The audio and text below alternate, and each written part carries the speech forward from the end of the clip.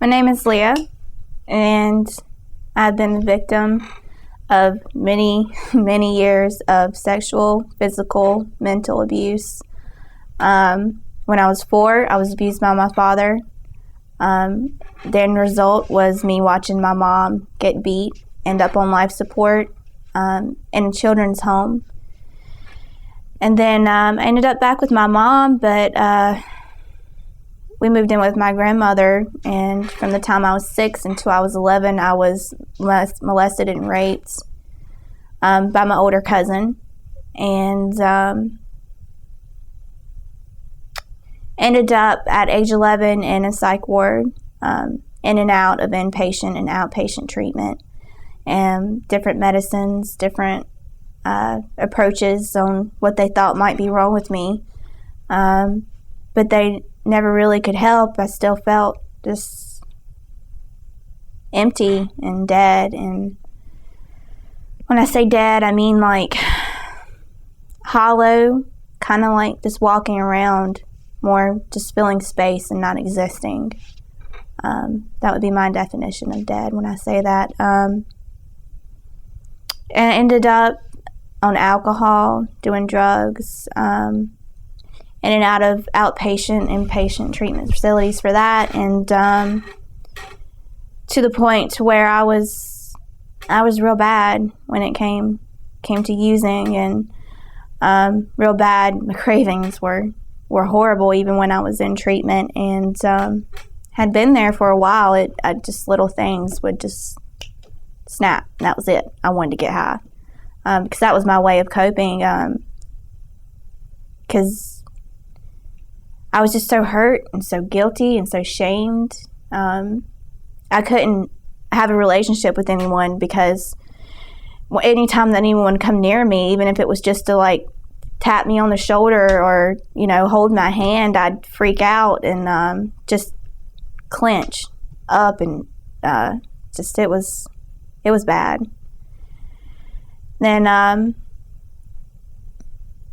had a session with Dr. Connolly, and I went in there not expecting really anything out of it, but I was so desperate and so just tired that I figured I'd give it a shot. I'd give it everything that I had, because I'd been in and out of counseling, in and out of different approaches to different things when it came to my drug use, my sexual abuse, my physical abuse.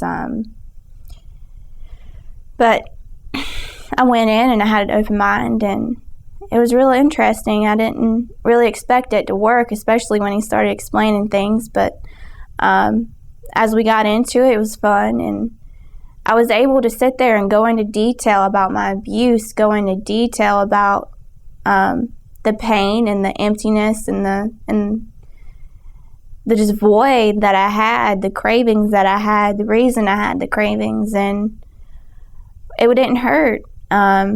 I was able to focus on the reality and where I was at, and not put myself in the shoes of how I felt when it was happening, because I couldn't even start a sentence talking about my physical abuse or my mental abuse, any of that, without breaking down and shutting down and just being cold, because that's just what I was. I was very cold and very distant. And but I did it, and I talked about everything. I went into detail, and when I left, I was a completely different person. And everybody noticed it. Even just being on the phone, the tone of my voice, people noticed how much happier I was. I mean, I was able to interact with other people. I was able to leave and go play volleyball, and just things that seem small to everyone else, but to me was just a big hurdle, because I could not interact with other people. I couldn't, because I was so afraid that they were going to hurt me, or so afraid that they were going to try to touch me, and that alone just freaked me out.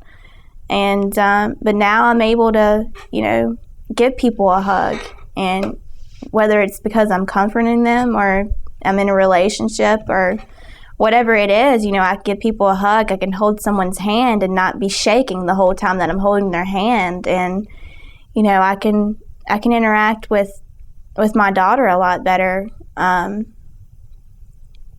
Just life altogether has just been so much better, just so much better.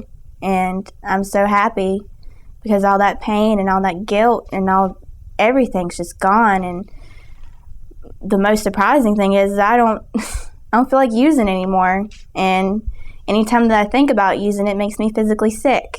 It makes my stomach just flop and turn, I can't do it. I can't explain it, but I just can't even be in a conversation with anyone and talk about, heroin or alcohol or pills, anything.